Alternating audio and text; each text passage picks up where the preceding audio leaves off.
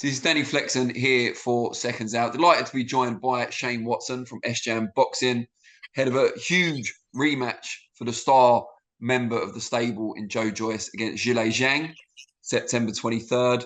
And I guess, first of all, how easy or not was it to make this rematch? I suppose once you've got the clause in place, it's just dotting the I's and crossing the T's, right?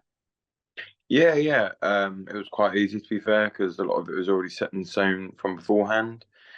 Um, yeah, I think both parties wanted to fight as soon as. I think obviously Zhang coming off a win wanted other opportunities, especially being an older fighter as well.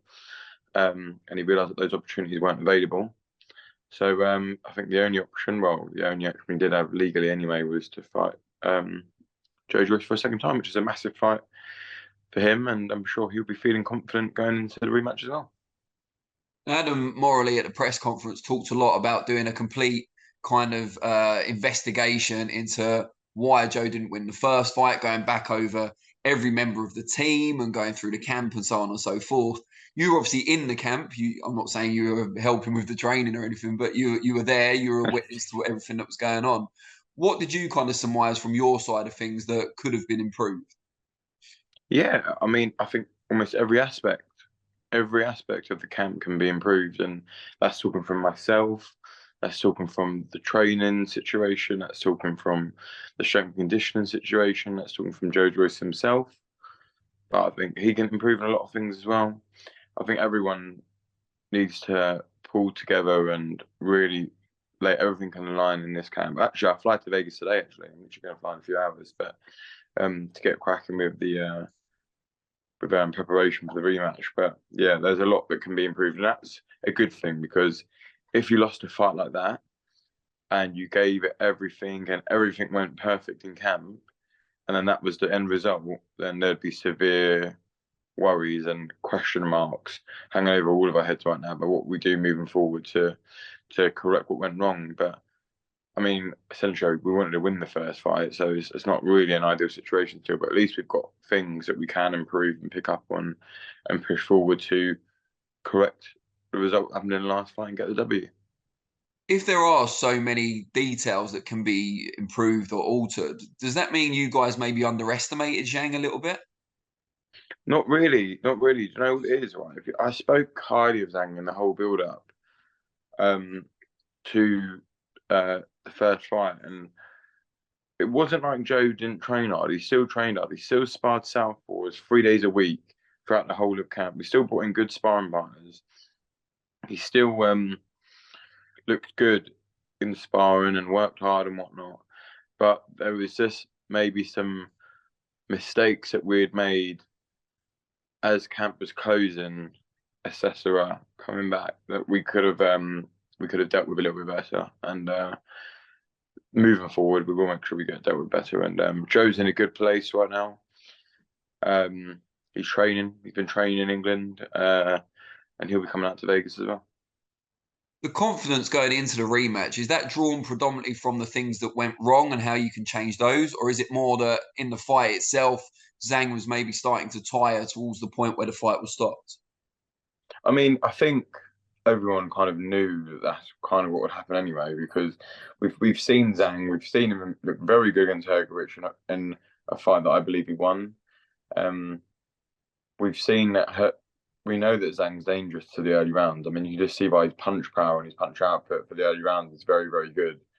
And it's almost like he's a very hard fight for Joe for 4 rounds, and then for Zhang, it's a very hard fight for the 8 rounds after that.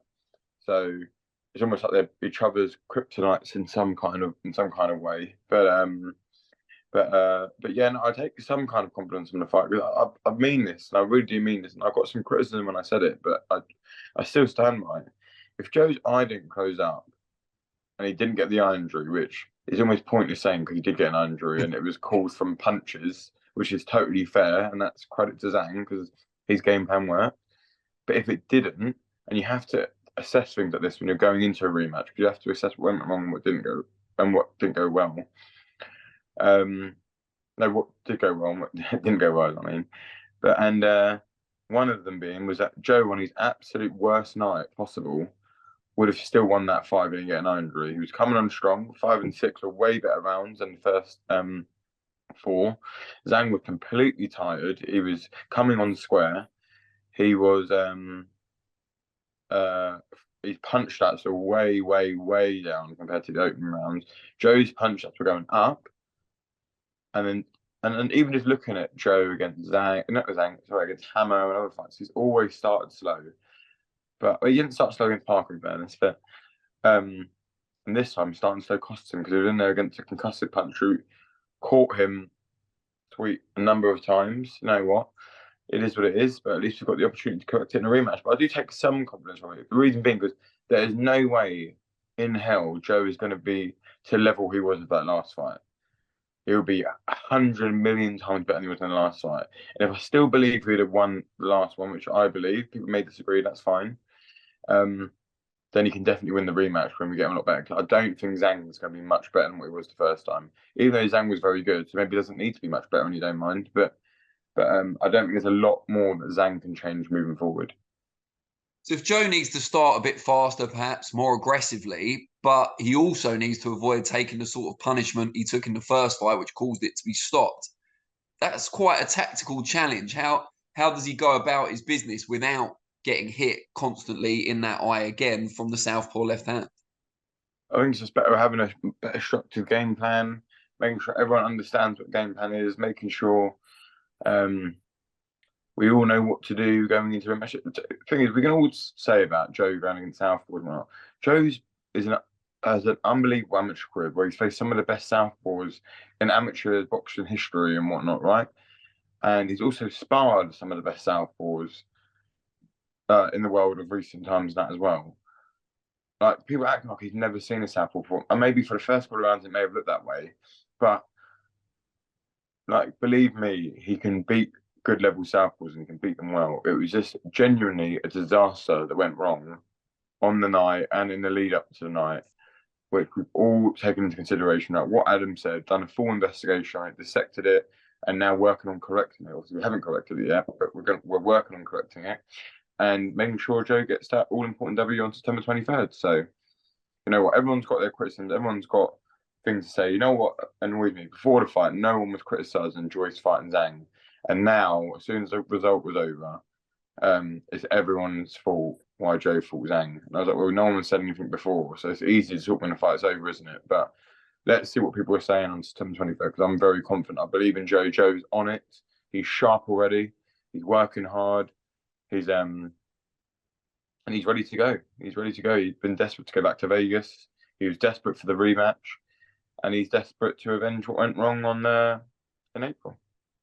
And in the build-up to the Zhang fight, Joe obviously fielded a hell of a lot of questions about fighting Anthony Joshua. There seems to be a bit of a public clamour for that fight to happen as well. Do you think when Joe lost to Zhang, it kind of prompted a sigh of relief in some quarters in that, you know, they wouldn't have to answer those questions about fighting Joe anymore? He'd kind of been sidetracked by this. Absolutely, 100%, man. Like, some of these people that are acting like they're entertaining Joe Joyce fights are absolutely crazy, man. And now they probably won't entertain it even more now. But you know, we win the rematch, then we're back where we was. So, and people have to start asking that question again. Like, but yeah, like those people that are saying that we're going to talk and see if we can make a Joe Joyce fight, we stop Joe Joyce around. They're crazy, man. Like, what are some of these people that represent these fighters? They haven't knocked out a fighter in the first 4 rounds in the last like 5 or 6 years. So I don't understand where these comments come from, let alone stopping Joe in 1 round.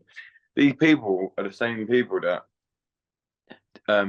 made an offer to Zhang and hoping that he wouldn't take it. He then accepted it and then pulled out the fight with him. So, you know, I'm not going to say any names, but these people are just wild. Like, no one wanted to fight Zhang in that heavyweight division. Hergovich didn't want to fight him to begin with, fought him, and then just about scraped, in my opinion, a lucky decision.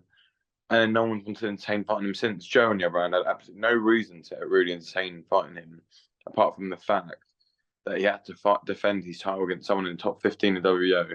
A lot of those people who were in the top 15 got offered to fight with him very unrealistic with money.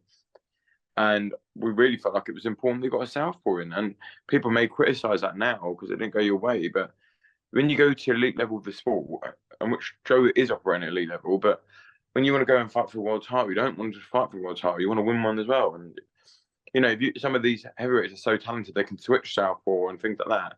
And with Joe only fighting a southpaw the time before that, being then with Thomas for the Commonwealth title, 4 fights in, it wouldn't have been the most ideal preparation going into a fight with one of the big guys, whether it's Usyk or Fury, who can switch without getting that experience in. And that's what people don't understand that goes into matchmaking because of that.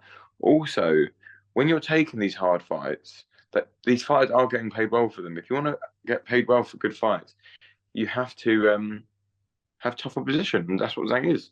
And they got the public going because everyone knew that stylistically that matchup was going to be a very good fight, and there were going to be some big shots landed, and it was. But unfortunately, our guy didn't win on the night. The better man on the night won, which is fair and square. But all we can do now is make sure we work towards avenging it. How do you feel about Daniel Dubois, someone Joe beat very conclusively, getting a world title shot against Usyk at the end of August before Joe's had a full world title shot? I mean, in fairness, I would have felt worse about it if I didn't see where he has to go to have the fight. I mean, he's far from an ideal situation. He's got a new trainer. He's got to go to Poland, which I believe the part of Poland is in is right next to Ukraine as well. I mean, the personal situation isn't great for him. I don't think the cut he's going to get from that, and when he has to distribute his outgoings, he's going to be taking a lot home, and it's a very, very hard fight for him. And I actually worry for Dubois. Listen, I really hope Dubois can put off a magical upset because number one, he's a Brit. Number two, despite the comments he made in the build-up about Joe's mum, I actually quite like Dubois. I've known him for some number of years, and I don't hold grudges over anything. And I'm not really. Joe's definitely not a jealous person, and I would like to think I'm not really a jealous person either. But listen, he's won his title. They're the way that the cycle works. They got called first. It happens. And I wish all the best for him, but I do worry for him because the kind of job Usyk could end up doing on him, I do worry about mentally and where that could lead to Brian, where that could lead his career, because we all have seen that he's not been the same fighter since since he lost to Joe for the European title and British Commonwealth. And I do worry for him, but I just hope that he can give a good account of himself and hopefully maybe even get the win.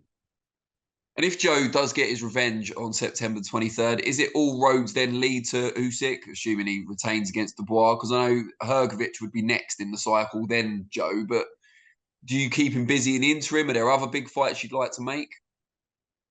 I mean, there's a lot in place there, isn't there? I mean, if we it depends on the timings of things and that as well. Like, see, you never know what's going on with it because obviously Usyk and the skill challenge thing. I don't know if they're planning on maybe matching up with Wilder in December, if they're gonna fight Fury at some point, if that's the long-term plan, or if there's something else in place. But listen, if he's got a W interim, it'll be in the cycle for the match to be called in December, January time. So Joe winning this fight should be getting called as mandatory.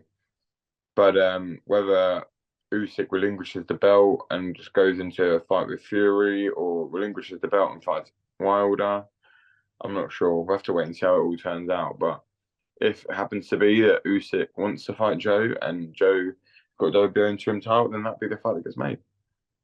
And just finally, and no one wants to think about this in terms of, the management team, but if Joe does lose again this time, do you feel that's kind of the end of the road, or do you feel there's still big fights that can be made and he'd carry on? I don't think it's the end of the road. There's still big fights to be made. There's still opportunities for Joe. I mean, again, I don't want to be disrespectful to someone, but DERECK CHISORA has lost, 13 times now and still fought for a world heavyweight title. As a British heavyweight with so many good domestic dust-ups and still other decent names to fight there, I don't think it's ever really quite over for you until the only time I'd ever want to see Joe stop boxing is if I felt like he couldn't compete at a good level anymore, or if I felt like it was causing problems for his health and something like that. While he can still earn good money, while he still enjoys boxing, I don't see why he should start when he hasn't showed any signs of those other things I've just said so far. So there would still be big fights for him. There'd still be big opportunities. Yes, it'd be a major setback, and it'd be a lot of getting in the way of trying to get him to the top. But Adam and I, and I'm sure Salas as well, will always back him and try and make sure that he can get the best possible opportunity of being a world champion, like he's always wanted to be. Great stuff. Shane, really appreciate it, mate. Hope camp goes well, and safe flight out to Vegas. Top man, thanks, mate.